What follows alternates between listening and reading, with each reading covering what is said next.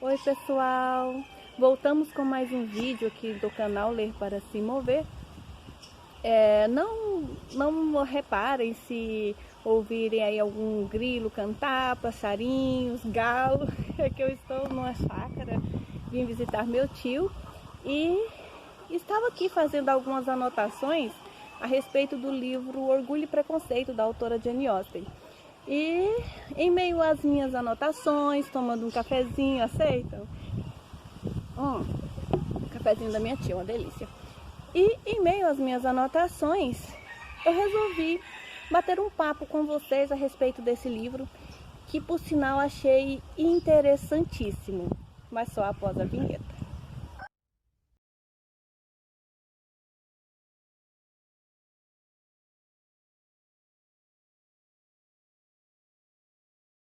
Não sei se vai funcionar, né? Porque tem um barulho do vento, tem os galos, as galinhas por aqui.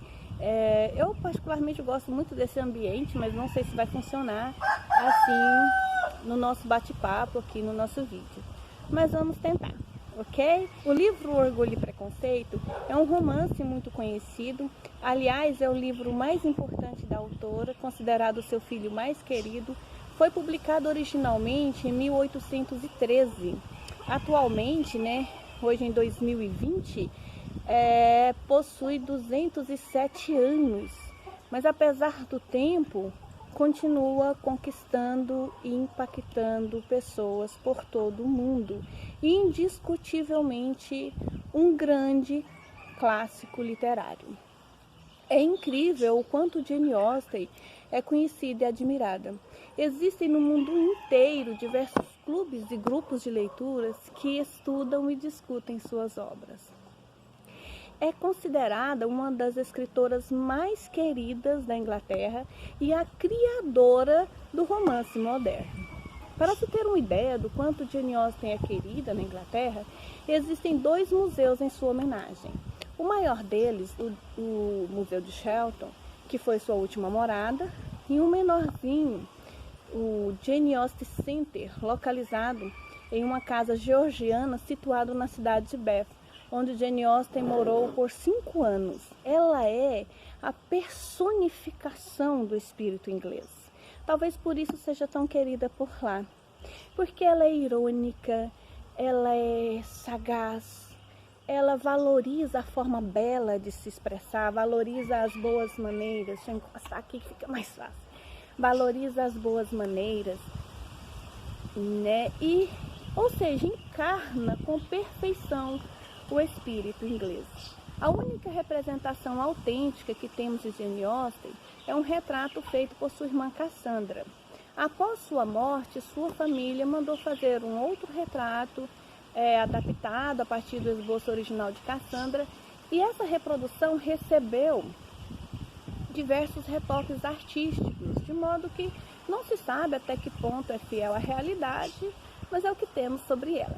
Viveu entre o século XVIII, entre o finalzinho do século XVIII e o início do século XIX, na era georgiana. E nessa época, os casamentos eram feitos por convenção social. Arrumar um marido era quase que uma questão de sobrevivência. Caso a mulher não se casasse, ela teria que ser sustentada pelo pai enquanto esse vivesse. Na ausência do pai, se ela não tivesse algum irmão que pudesse ajudá-la, ela estaria numa situação muito difícil, porque a mulher não tinha direito à herança. Ainda que seu pai possuísse uma boa condição financeira, ela não herdaria os bens da família. Esses bens seriam passados para um tio, primo, enfim, para um parente mais próximo. E caso esse herdeiro não quisesse ajudá-la, ela estaria realmente na rua da amargura. Ainda assim, nem Jane Austen nem sua irmã Cassandra se casaram. Olha, gente, o galo não está querendo perder, ele está querendo brilhar nesse vídeo aqui. Eu acho que ele vai conseguir. A competição. Ainda assim, nem Jane Austen nem sua irmã Cassandra se casaram. Ambas queriam um casamento por amor. Além de sua irmã Cassandra, Jane Austen possuía mais 6 irmãos homens Então, ao todo eram 8, né? 6 homens e 2 mulheres. Seu pai foi um reverendo anglicano e tutor, ou seja, ele era responsável pela educação escolástica de alguns jovens.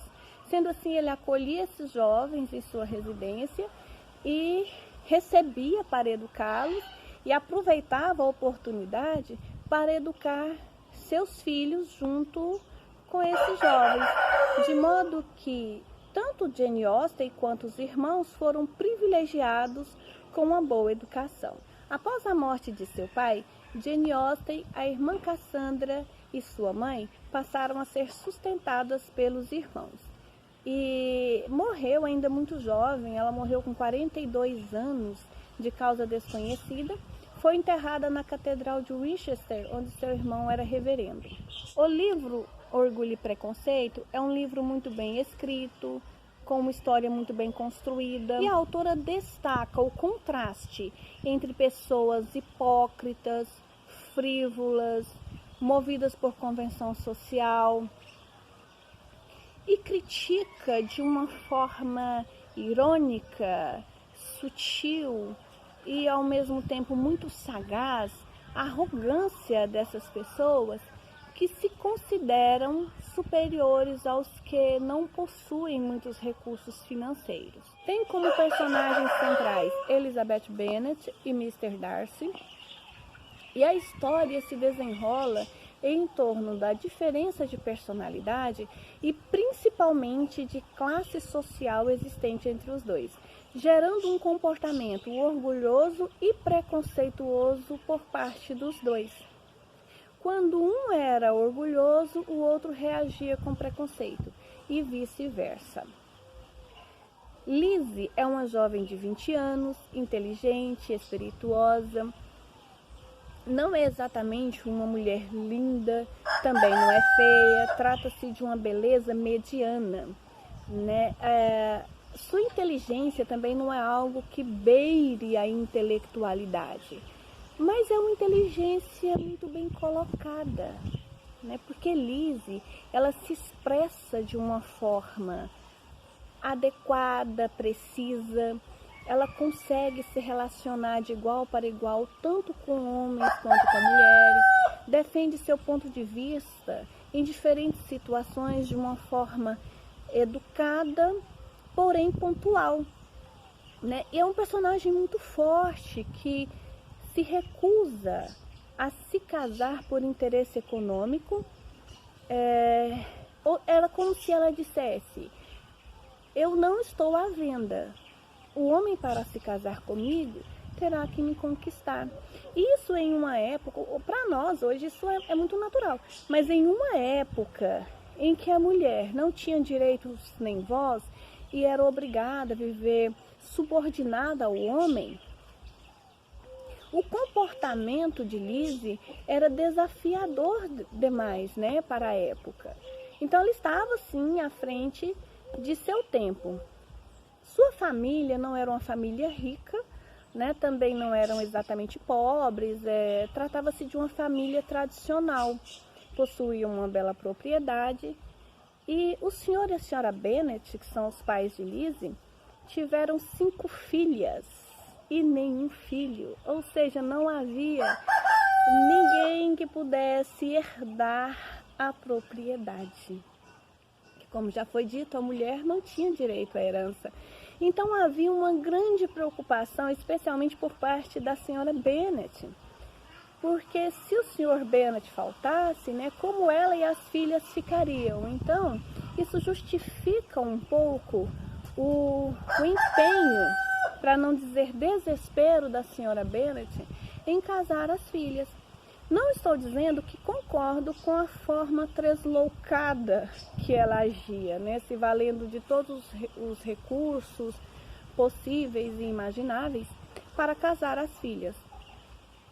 Mas entendo a preocupação de uma mãe em não querer ver as filhas desamparadas, de modo que o empenho, a preocupação da senhora Bennet em arrumar um casamento para as filhas era válido, né? Embora que ela fosse bastante inconveniente em várias situações. Realmente eu não queria estar no lugar das filhas da senhora Bennet, era bem constrangedor, né, as situações que ela criava. Mr. Darcy era um homem muito rico, muito bonito, o sonho de consumo, né, das mulheres da época, e creio que dessa também, e pertencia a uma família tradicional, e a diferença de classe social e de status, né, existente entre a família dele e a família de Lizzie acabou sendo um obstáculo para o relacionamento dos dois. Muitas pessoas eram contra esse romance, né? Inclusive a tia dele, né, que pertencia lá à alta sociedade, tinha toda uma arrogância, e muitas pessoas não concordavam com esse romance. Mas a principal dificuldade, o principal obstáculo foi criado por eles mesmos, por Lizzie e por Mr. Darcy. Porque, como já foi dito antes, além da diferença econômica, existia uma grande diferença de personalidade. Lizzie é uma pessoa alegre, espontânea, solar, o que contrastava bastante com a personalidade mais introspectiva, circunspecta, um tanto arrogante de Mr. Darcy. E Lizzie, ela tinha o hábito de julgar as pessoas. Muitas vezes ela acertava, ela conseguia julgar as pessoas com profundidade, mas ela também errava em seus julgamentos, especialmente aos julgamentos relacionados ao Mr. Darcy. Então, para que esse romance fluísse e desse certo, ambos tiveram que rever os seus conceitos, né? São personagens que crescem, se transformam no decorrer da narrativa. E aí é esse ponto de reflexão que torna essa história, esse livro tão interessante. É o acreditar que as pessoas não estão concluídas, né? Que elas são sim passíveis de mudança, desde que elas realmente queiram, né? E desse modo, os personagens principais não são seres perfeitos.